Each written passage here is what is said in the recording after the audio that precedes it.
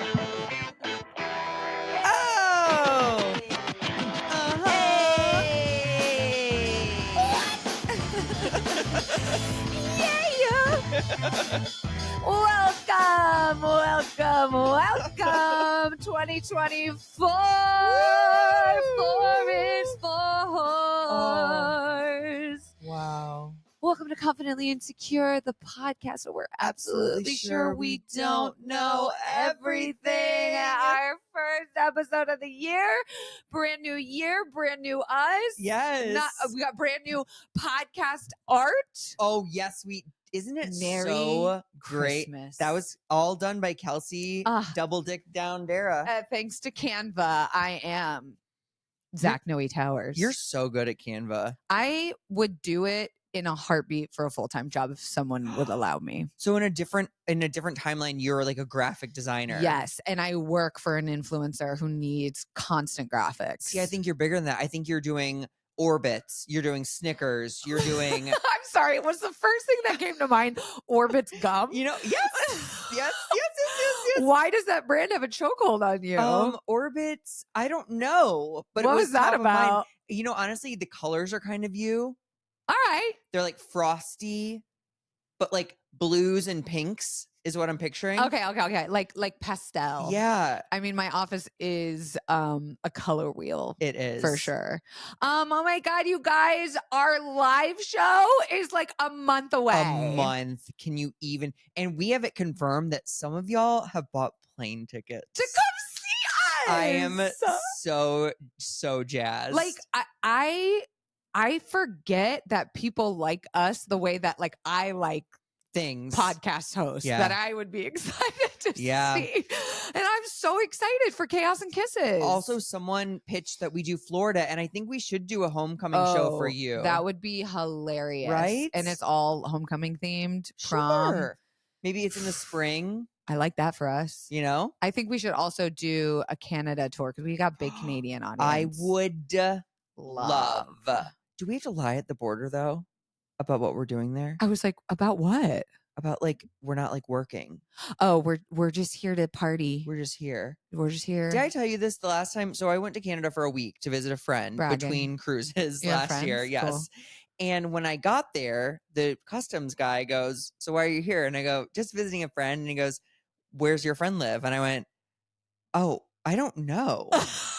And he's like, "You don't know?" And I was like, "No." And he's like, Is he here to get you?" I go, "Is the friend in the room with us?" I go, "I think he sent a car." And he's like, "You're just going to get into a car and go somewhere?" Winging it.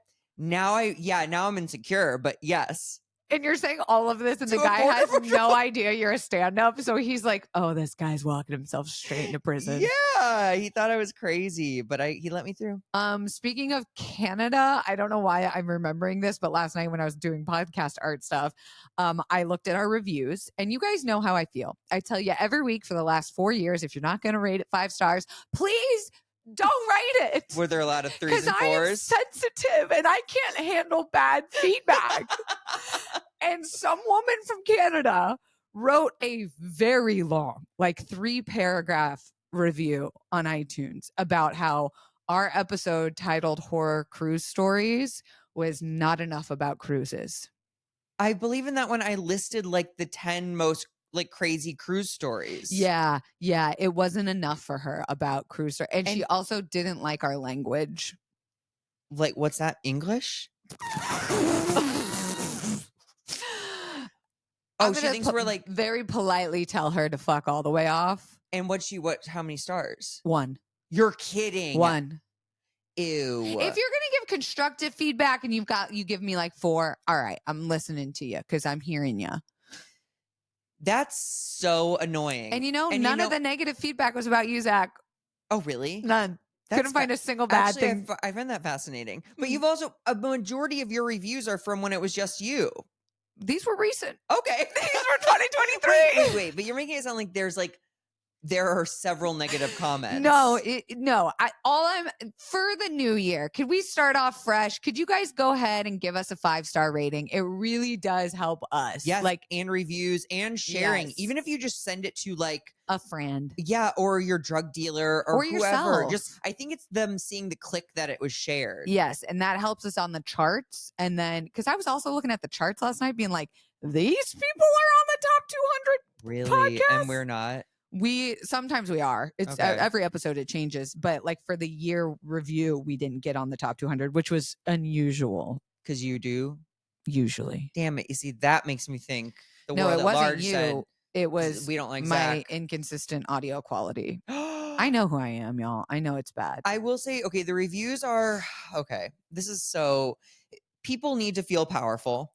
And you and I probably don't have the desire to rate something 3 stars and tell why. We just don't have the time. But people really do feel powerful in the rating and review section. I think I only leave negative feedback when I know it's affected me in a way that someone needs to hear about. Oh, same. It's like, okay, if you got food poisoning from a restaurant. Someone called me a fucking dyke while I was eating at IHOP once. Sure. So avoid that location or IHOPs in general. Was it the waiter? Yeah. Well, yeah, it was the waiter. I wouldn't leave a review. Wait, was it really from the waiter? Yes. Oh my God. I know. IHOP, do better. I thought I was not to like femblast myself, but I was looking pretty feminine that day too. Dude, even you with your dykiest haircut, you are femme looking. That's fast. That's fascinating. We had this conversation off camera earlier. With my after hours show, one of the first reviews was when just the preview was up and it was 1 star, no episodes. What'd they say? They literally said one star, no episodes, because episodes hadn't started come out yet. Review. Yeah. And I was like, this has gotten out of hand. That is fucked up, and fuck you, whoever left that review. That's hilarious. Honestly, I'm okay with it because that's hilarious. No, you bitch. Maybe that waiter was right. We've gone way over. Okay, so we're doing a live show, New York and Philly, February 6th and 7th, respectively. Please go buy your tickies. Links are below.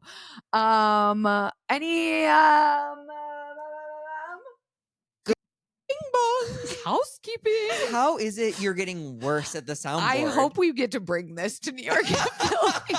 That is your carry-on item, just so you know. Oh my God. Housekeeping. Okay, so I'm getting my gum surgery today. Yay. And it's something I've like been like, cool. And then today I was like, oh my God. What if I die under the knife? It's like truly. For the record, he's having local anesthesia. He's awake the whole time. Honestly, a chair, and they told him he could drive, but I insisted I should. Yeah, you're right. Well, the receptionist is like, don't drive if you don't have to. Oh, she's Russian. I forgot. Yes. I'm like, I'm nervous, I guess. Yeah. Enough. Pain, I think, was what you're nervous about, is to feel pain. Yes, it's the recouping. Yeah, it's just it's fear of the unknown. Yeah. But we'll know very soon. We will know very soon. And I love, like, I think as you get older, you do like adulting in some ways. Like you like checking things off the list. And this is like my nasty ass gums. I'm checking off the list. You're being real mean to yourself about this, and I don't like it, because it's not a thing I've ever thought about with you. So they're like stop not it. Nasty. They're just there's not enough of them. Did you know I had a friend though who had too much gums? I had a friend that had too much gums. And and this is crazy because she had it done, the removing of the gums. And everyone was like, oh, someone got veneers. No, they just revealed. They just did an extreme tooth makeover. They did move that buzz, but it was gums. Yes. I mean, what a treat, right? Yeah, who knew? Oh, I'm excited. It's like when you pull up the carpet and there's wood floor. Well, when you showed me when you pulled up the carpet and showed me your wood floor this morning, because I was like, I really don't think you have that much tooth. You do have a lot of tooth. A lot of tooth. But I don't see it. Right, because I have big, luscious lips. My housekeeping is I officially own cum. I officially legally own jizz. Which she's been trying to. Kelsey's one of the only girls who couldn't find cum. I was like, someone pour it in my hand, give me a dish, put it in my fridge, whatever. No, I finally legally signed the paperwork. I now own vials of my friend's jizz that he donated for my embryos. How many vials we talking? Do we have like one for walking around cum? I don't think there's a spare cum. I don't think there's an apocalypse go bag kind of cum situation. I think it's more like the concept that cum would be in your go bag is so funny. You laugh now, bitch, when we need to repopulate the earth and y'all are fucked up. No, because the guys who survive are going to be the most virile cum. Oh, I was thinking it was going to be like radioactive. Oh, well, let's see what happens. All right. What if your kid could fly?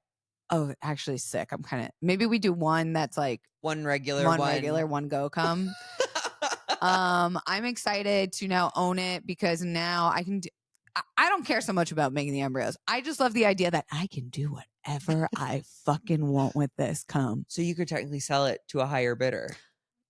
I don't know if the paperwork allowed that, but I think so. You need a better lawyer. Well, don't say that. My lawyer was fast and speedy and made it easy on me.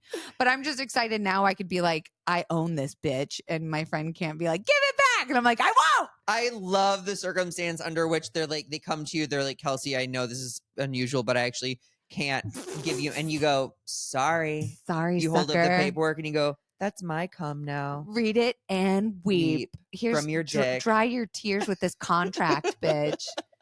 Yeah, I thought that was exciting. That is exciting. Is that something you're going to frame?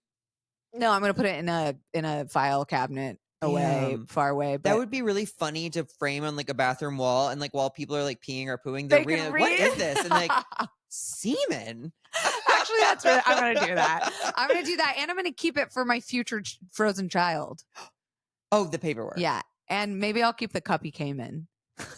And screw you and the cup you came in.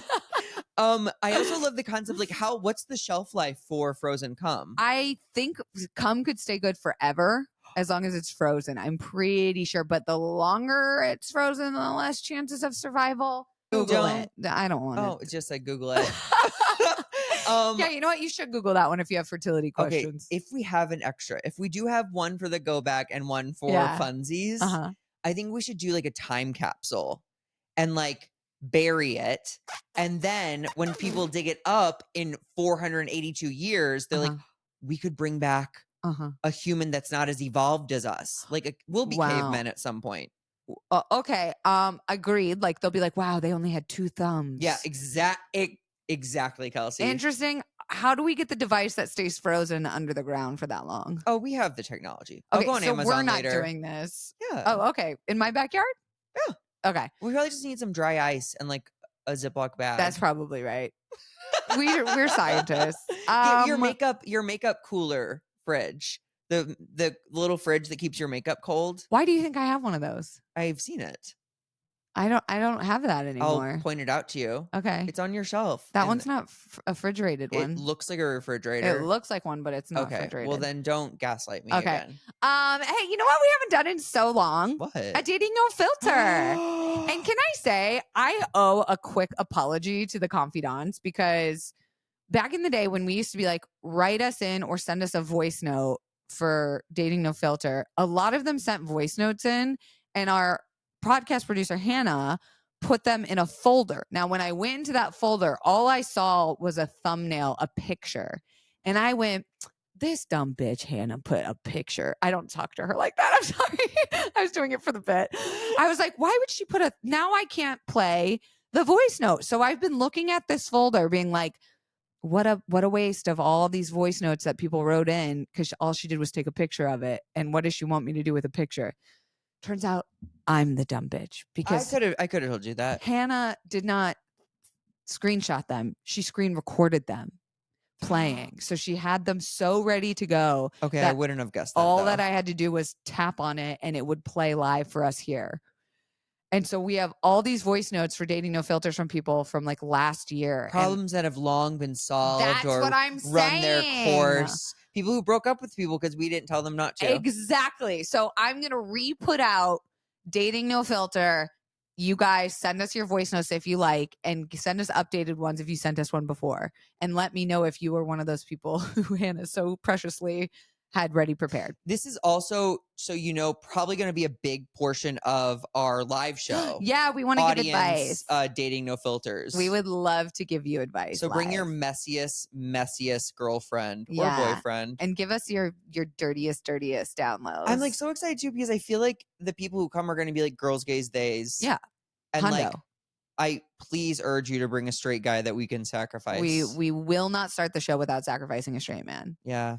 Okay, so this week's Dating No Filter. For some context, they're a 22-year-old bisexual female, she, her, they, who has always struggled with anger and negativity. They say, I'm quick to anger, and when I'm angry, it literally feels like every inch of my body is full of acid. It's hard for me to stop being angry, and I hold grudges maybe too well. I know it must come down to some desire for safety and self-preservation, some trust issue, a hurt ego, or something of the sort. I always hear people say that one can choose happiness, but it's hard for me to understand the concept of just choosing to feel differently. Like, I'm not a robot. I don't know. Long story short, I'm wondering if you guys have any insight as to how I can lean towards happiness, forgiveness, and positivity. Being so angry is so draining, but I fear if I lose my anger, I will lose my protection. Damn. That was raw. That's a deep one. Yeah, I fucking get this. Oh, you do? So do you want to? I mean, I just imagine when I hear this person talk about it, exactly what we were talking about earlier, which is like a teenage hormonal angry Southern white boy who, when they get upset and sad, they turn to anger. So they punch walls and they punch holes through things and they like hit themselves. Like when men hit themselves, I'm like, what a dumb bitch. Like, you guys are, instead of going to a therapist and dealing with your emotions, you're hitting yourself. But I imagine that this is kind of what that feels like, where you're like, I don't like that I do this, sure, but I don't have another outlet. I completely agree. So I relate to this because when in early sobriety, when I was unmedicated, I would get these waves of anger and like, just like I would pull up everything I didn't like about myself or every mistake I had made. Sometimes people would trigger it, like in traffic or whatever, like, and I just didn't understand where it came from. I didn't really understand how to get out of it. I just had to kind of wait for it to pass. And I will say that since being sober, I take inventory constantly of how I'm feeling. And so for me, because I practice gratitude and because I like assess how I'm feeling a lot, I like go, oh, I feel really good right now. You're like, and so the more I take note of when I feel good, I think it's easier to access that emotion or like talk yourself through the problem. Okay, I'm really angry. Why? If you can pinpoint a reason why, start there. Be like, okay, that sounds like so. No, often the most like rudimentary advice is a good reminder of something. Sure. Like, I was thinking of offering the pause. We always talk about the pause being the fucking hardest thing. And when I snap, there's like no unsnapping me. And I haven't snapped in a very long time because I've learned how to manage my anger. But I used to like, if I used to get fucking pissed, it was like a switch. And I almost, like, my family almost villainized me for ever being angry. And so it fed my addiction of it because they would know, like, oh, here goes Kels. Like, she's so, and the whole day's ruined and her whole mood's ruined. And then that just like made me more mad. To it. And then I believed it more. Let me be upset. Yes. And so, like, first of all, finding a safe space where you're allowed to feel angry, whether it's in your room fucking screaming or at the gym boxing, or go to one of those angry rooms. Or you call a friend and you go, can I vent? Yes. Or like, can I vent and then get your opinion? Yes. Or can I just vent? I need to get something out. I'm not looking for solutions. The key though is to get it out of your body in a healthy way. That's the difference sometimes between, I'm going to just lump it and say like straight guys and other people, where I think straight guys, like, they punch the thing, which releases some steam, but they don't deal with it. Right. They just kind of let it. Yeah. It goes down temporarily. Other people, if like people who have access to their emotions or assessing things, they can unpack it later or can be like, I need to deal with this. And like, I maybe shouldn't have gendered that, but it's what I see I do reflected in my community and in your reality. So it is true for you. Totally. I think also too, like we think anger is a bad thing the same way we think sadness and heartbreak is a bad thing we're not supposed to feel. So I hear you getting on about yourself a little bit, like you don't like it, which then every time it happens, we kind of punish ourselves for it.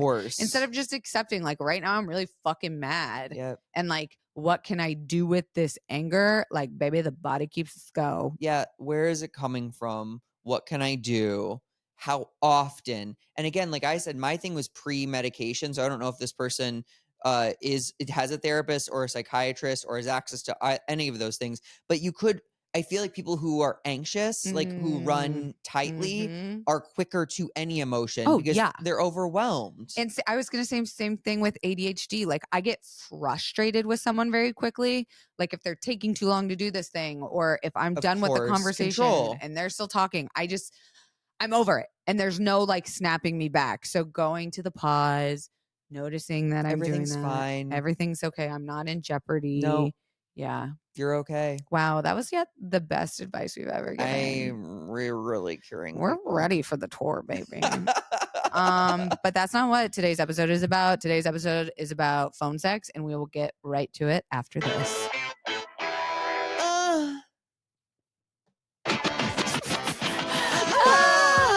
Finally, when we've done that, it makes sense. Today, we're talking about phone sex. And if you're listening to this in public, baby? I'm sorry. What are you wearing? Is your cock hard? Oh, wow. You kind of do sound like a woman. Thank you. I get called ma'am constantly. And I'll go, and who am I speaking with? Zach Towers. All right, ma'am, what can I do for you today? Kelsey, one time it happened, I was like, I'm a sir. And they go, I don't know if they didn't hear it or they thought it was something else. And they go, okay, we can do that for sure. What's the issue, ma'am? I go, I'm a sir. You just start phone sexing with her.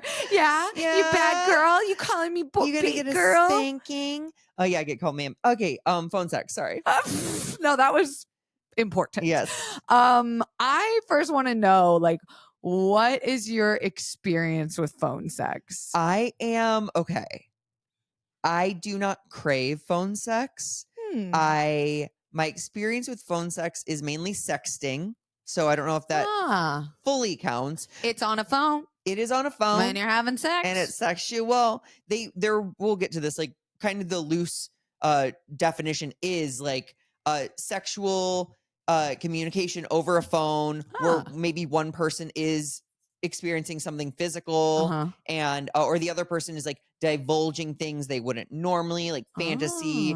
They're confessing something, they're playing something out. But no, my phone sex, I think it honestly is the most phone sex I think I've ever had was when I was like 19. This is like MySpace. Barely legal. MySpace days. So I was communicating with all these gay men from around the country. And like a big next step would be like, because nudes weren't even that popular. Valuable. Yeah. Or they just weren't a thing that big. Yeah. So you would exchange cells and you would text and like you would maybe have phone sex. Whoa. Yeah. Okay. Similarly, my phone sex experience started in the youth. I remember this one memory when I was like writing about it this morning. I was like, oh my God, why was this so funny? We were probably 12 or 13. And there was there were two guys that me and my girl pal were friends with that were like neighborhood boys. You know, we would always meet up at the cul-de-sac with our bikes. Were they hot or were they not sexual creatures? We weren't sexual with them yet because they were like our buddies, our bros. But then, of course, like eventually when we started when we started drinking and stuff, we'd be like, let's make out. So at this age, we were just like developing rapport with boys. And so we had a sleepover one school night, and like this was literally when you would like talk on the phone with people. Oh yeah. And we had our own phone. Me and my sister had our own phone line. Each? No, it was shared? Like the back house was our line and the front house was my parents. So we like weren't worried about our parents listening in. So one night we were just talking with the boys and we were playing Truth or Dare over the phone. and his name was Andrew. Shout out Andrew. He said, truth or dare? And we said, dare. And he said, I dare you to put the phone on your pussy. It's like when someone's on vacation, they're like, put my dog on the phone, like put Baxter on the phone, and that you just hold the phone up to Baxter, and Baxter just like literally. What did you expect to hear? Okay, and you just hear. Good thing it wasn't like a.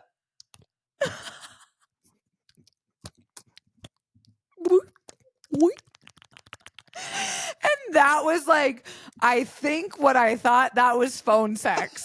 And like, we were crazy. And then like, obviously that was not phone sex. But also, did your sister then put the phone up to her face again? It wasn't my sister. It was my friend. Or that you and your sister were phone sexing. No, it was me and my gal pal. Oh, I'm so sorry. Yeah, I'm so sorry. No, me and my sister didn't want to hang out with us. She never knew. She probably put that pussy phone right up against her face. Well, we had our own in our room. Like she had her phone, I had mine. We put stickers on it and stuff. Yeah. And vaginas. But then as I got older, obviously I was never a big fan of phone sex because I didn't know how to dirty talk. And I wasn't sure if I liked it yet. And as I started to learn about my kinks and like now I fucking love it because it still feels so naughty to me. It still feels like such a like vintage naughty like. Well, it is because people still don't talk about sex that much. You're right. So when someone says like, oh, like my dick's really hard thinking about your mouth on it, and you're like, I'm at work. Yes. And like fucking hearing someone's voice, because let me tell you, the voice does matter. Yeah. Like I've always picked dudes, except for Sir. He had a really like squeaky voice, I think. I've always picked dudes with like really deep voices. I mean, Athlete has a deep voice. And he's got kind of an accent. He's definitely got an accent. So the way he dirty talks is so different than what he'll be like, I can't even do it. I can't do it. He'll be like, are you good? I can't do it. I can't do it. Like, I never see you get flustered. I never see you get flustered. I'm going to try and do it. Like, okay, imagine it's like a Canadian-ish, European-ish accent. And oh my God. I can't. Wait, first of all, what's a Canadian-ish accent? Like, it would be like, oh my God, I can't do it. I'm so nervous. I wonder if I can get him to say it. Wait, I wonder if I can get him to say it. Where's my phone? No, you're being wild right now. You can't even call him. I can FaceTime audio him. Okay. I don't know if he'll do it. Let's see. I'll call him downstairs. This is live podcasting, people. You can expect this and so much more if you come to the New York City Winery February 6th or the Philly Winery February 7th. I almost said Dating No Filter live. Confidently Insecure live. I will say a man who's confident enough to like do the dirty talk thing. It's a confidence thing. Because it's like being like, I'm. Especially if you're not good at like writing or imagining. Can I? You're live on the podcast, so don't say your name. But can I ask you a favor? Of course. Of course.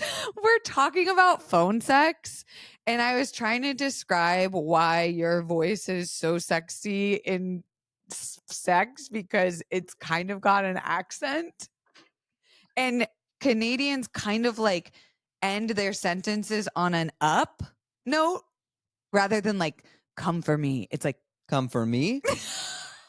You ask a question at the end of it. That's what gets you going. See, do you hear it? Well, he asked a question there. He went, that's what gets you going. Like you like that? Oh yeah. Like, can you please give me one soundbite of a sex line? No. Do you want me to pull out the big guns? Ooh, yes. Can you be a good girl for me? Okay, I gotta go. Okay. Bye. Oh my God, I just came. I think a lot of our listeners just came too. Wow. Did he say, can you be a good girl for me? Yeah. What's that entail, Daddy? I'm sweating. I'm literally From your vagina. sweating. You're also under a heated blanket. I can't. There's something about the accent that fucks me up. Well, yeah, of course. That's like 101 attraction. Yeah. And he's got a sexy accent. I don't think, oh my God, don't be mad. I don't think British accents do the same thing for me. Really? No, it's too polite. Maybe one of the trashier British You're ones. You're not hooking up with trashy enough British. Okay, I want like the only way it's Essex. You fucking little fuck. You slag. You dirty whore. Whore. Yeah. You gonna suck daddy's cock. Okay, give me your best. No, I already refuse. Give me your best line. I want to know what it is. My best line? On phone sex. Oh, you see, but I haven't done it since MySpace days. You haven't phone sexed since MySpace? No. Oh, well, now we absolutely need to know. What? I have to hear it. I don't have a line. Dust it off, baby. Come up with something. Improv. You're a comedian. So it's supposed to be funny? No. I just mean you're quick on your feet. God, I really am blanking. Probably talking something about how like tight my hole is, and like maybe it might have been like you have to go slow, like just like one finger. Yeah. Oh, you're very descriptive. Oh, well, okay, so this I will say, and I remember this, part of what I didn't like was that some people would get to it too fast, and then you're like, yeah, now you're pounding me still. And absolutely, rule number 1, foreplay matters in phone sex. You could have just stopped after matters. Foreplay matters. I will die on this hill. Foreplay should be longer. 80% of the sexual experience. Agree. Foreplay matters should be our merch, and we should have it like on candles with like praying hands. Foreplay matters. All foreplay matters. Now you took it. Now you took it too far. I know. But foreplay matters. I was trying to think of when matters. I was like, this sounds familiar. But it's like, well, I'm trying to think. But foreplay matters dead. Yes. Okay. But also my most recent LOL moment with phone sex was, and it's something involving Sir, so I'm not thrilled to say this, but it was very funny. Yeah. I called him once, or actually I texted him, or no, not true. I sent a 3-minute voice note about how, hey, there's something I haven't told you. I just got out of a relationship, and it was a really long, intense one, and it was like very public. And there's we're releasing an episode tomorrow about it, and like I know I have not told you anything about this, and I'm sorry, and I'm maybe not sorry, but also I'm nervous about what you might think, and we just started talking and blah blah blah blah. He immediately calls me and he's like, why do you feel nervous? Like, I support you, da da da da da. Immediately started having phone sex in the car outside of my dog's veterinary clinic. And he was on speaker. Yeah. You know, we can hear that outside the car. You know that. In my Tessie? Yes. I was phone sexing and he came, and that was my most recent. Or, well, not my place to say. Wow. And did he come easily? Yeah. He's a big auditory person. And so am I. I think a lot of people are, but we just don't get it. Can I tell you the thing that I hate the most about my automatic response to auditory? Sure. I say all the time during like hooking up in sex, male, female, non-binary, it's always, oh, fuck. Oh, yeah. Fuck. Yeah. Oh, my fucking God. Fuck. Oh, fuck. Oh, shit. Oh, shit and oh, fuck are like you're dropping things? Literally, oh, shit. Or bumping into furniture? Oh, shit. Fuck, yes. Oh, yeah, fuck. no. I don't say either of those that much. It's overwhelming of the conversation, and I'd like it to change. Maybe we need to get you a ball gag. Or a dictionary. A thesaurus. A thesaurus. Isn't that where they tell you alternate words? Yeah. Yeah. Get you a fucking thesaurus. No, I need the dictionary. Shit. What's an alternate word for a thesaurus?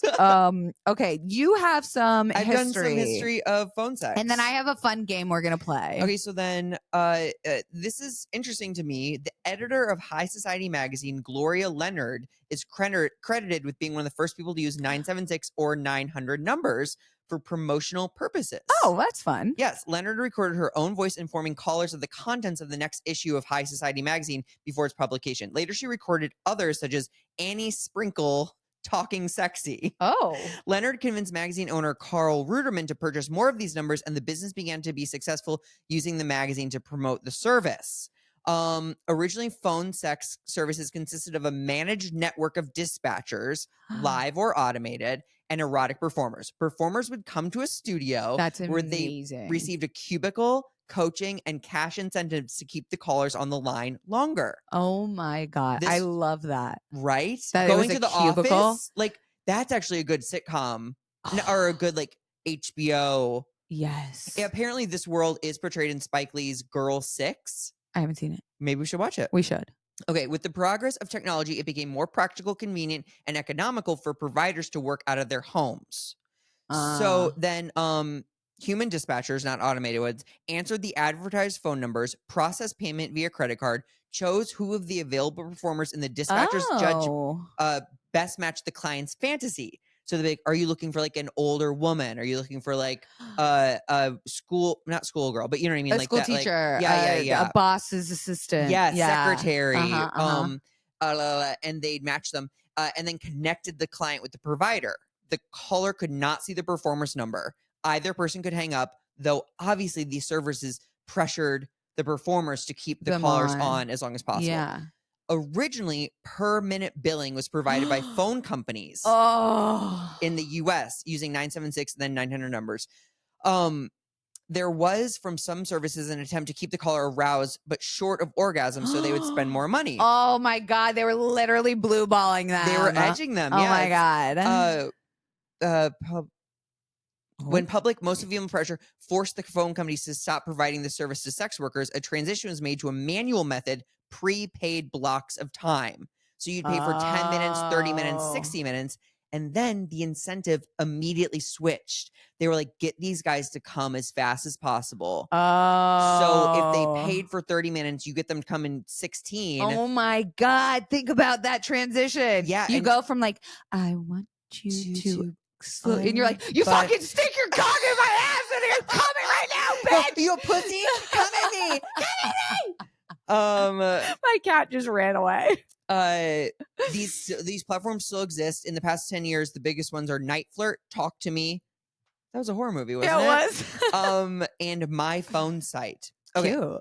I'm almost done. Okay. By the end of the 1980s, nearly all major local phone companies in the United States, plus major long-distance carriers, were actively involved in the adult chat line business. Wow. Typically, the phone companies would bill callers to chat lines and then remit 45% of the money collected. Whoa. The telephone companies placed the chat line charges on a customer's phone bill. If a customer disputed a charge, the telephone company forgave the charge, but blocked that caller from ever using 900 numbers again. Oh, whoa. It's like, you want to play this game? You can't make them. Smart. I like that the sex workers won. In 1988, the American phone and sex industry generated an estimated $54 million annually. That was in 88. In 2002, do you want to guess how much? $1 billion. Yes. Wow, I've never been read about anything like that. Yep. In 2007, the group Citizens for Responsibility and Ethics in Washington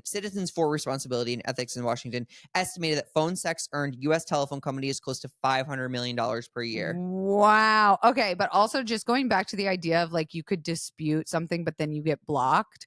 If I was a sex worker that was really just fucking hustling, I would charge them for like $500 and then they would dispute it and block me so they can't talk to me ever again.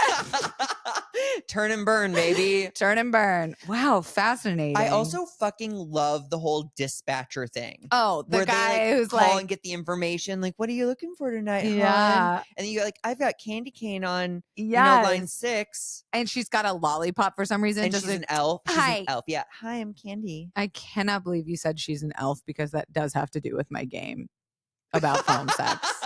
Okay.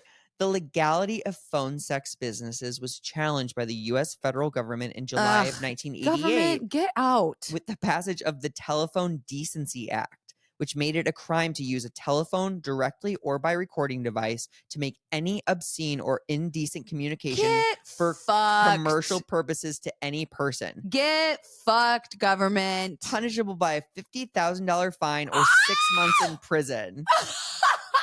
What are you in for? Candy cane. Help me jerk off. She was her sweet, sweet voice. I miss her. She said her pussy tastes like eggnog, and I believed her. Now I'm in jail. At the time, the FCC, or the Federal Communications Commission, was responsible for policing 900 numbers for obscenity and decency. So I'm guessing they like listened in to make sure. They were literally using government money to put the CIA on wiretapping for phone sex. Yep. What a waste of time. I know. And resources. We could have healthcare, but imagine. No. Sable Communications of California filed a suit against the FCC in federal court to overturn the Telephone Decency Act. On July 19th, 1988, U.S. District Judge A. Wallace Tashima ruled that the prohibition against indecent speech on 900 numbers was unconstitutional, though its ban on obscene speech could stand. On June 23rd, the U.S. Supreme Court ruled that obscene speech, even in commercial telephone calls, was not protected, though indecent speech was. That makes no sense in freedom of speech. It's like one of those things where it's like stupid. Obscene, no. Indecent, yes. Okay. So you could only be violent? You couldn't I don't know. be sexual? I actually, in all this, I did not look up the definition of obscene versus indecent. Obscene might be like wild. Yes. I'm going to shit on your chest. I'm going to, fuck this goat and then, drink its milk. That is obscene. And it's not indecent because it's a goat. Okay, that and Orbit's gum. I don't know why those are two are floating at the top of my head. It's okay. The subconscious is a weird place. But okay, so today PSOs or phone sex operators are still a thing, but many use it in addition to like camming. Yes. It's like that when we got visual and stuff, it changed totally. And the last thing I have here is that did you know there's a university for No. Yeah. Centro University has a program for like adult sex workers to be good. Yeah. I want to take it immediately. To do the business. It's the Centro University, from what I could tell, was for online classes. Entrepreneurs. Wow. Like people who want to be influencers and do stuff like that. It teaches you like. I immediately am going to up my game. No more oh shit fuck coming out of this hole. I'm getting creative now. Now if you can teach your pussy to say oh shit fuck. It's gonna sound like Ernest Hemingway. Oh, this pee. I'm such a fan of I am such a fan of moans and little like whimpers, like like almost like he's hurting me, like If a guy, please, if you have a man in your life or you are a man, make more noise. It's so fucking helpful for us. It is. I will say, I think I'm getting to the point where, like, obviously I'm in my late 30s. It's so crazy to say. And like auditory reinforcement gets me there so much faster. I'm so glad you said that, Zachary, because now it's time for my game. My game. I love audio porn. I've talked about that uprising in my life on the pod before. I think it is so fun. It's something where when I am home alone, I'll still put headphones on because it just feels different. It's like a more sensory experience. Can I say I put on headphones when I'm watching porn? Huh. I like it right in my ear. You live alone. I live alone. Interesting. Many rooms to come in. Although my walls are paper thin, so I think I have a little bit of like secondhand like nerviness. What if people are in the parking lot and they can like hear, oh fuck yeah, boy, open your mouth. You're watching trucker porn. Okay, so I went through my own personal collection of audio porn, and we are going to play a game where you're going to guess which audio porn title is fake. Which one is the fake one? You're going to get 3 options, and we have 3 questions. Okay. Okay, so number 1. Passionate projections, the weather forecaster's stormy affair. Number 2, stuffing a short stack elf and turning her into a leftist slut. I need that one to be real. Or number 3, free use barista serves you under the table for hot coffee cum. I think the third one's not real. That is incorrect. Damn the it. free use barista serves you under the table for hot coffee cum is real. So is the first one not real? The first one, the tame The one, most is the tame. fake one. I made that one up. Passionate projections, the weather forecaster's stormy affair. Damn. Yeah, but stuffing a short stack elf and turning her into a leftist slut, one of my faves. Wait, are elves inherently right-winged? Today I learned. That would be crazy if we found out that like elves are actually like the root of most like socioeconomic problems. It feels like Santa would be Republican, doesn't it? Kind of does. A white guy in charge of a bunch of people making them do But things. I could also see him being like obsessed with eating twink ass. Well, aren't most Republicans closeted? Facts. Moving on. Okay, number 2. The first title. Your busy, neglectful wife reprioritizes her values after you ask for a divorce. God, that is so deep. And also, is that one geared towards men? Yes. Number 2.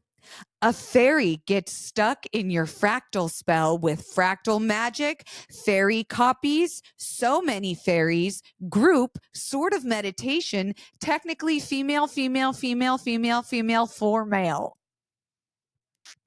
That one's real. Or number 3, the plumber's deep piping. Damn it. Now I feel like you're going to trick me because that's the most basic one.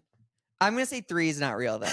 You're correct. Thank 3. you. So your neglectful wife and a fairy get stuck in your fractal spell. Here's All the real. thing. If I am a connoisseur of this type of porn. I want variety. You're right. So I'm going to be like, a plumber one, whatever. Yeah.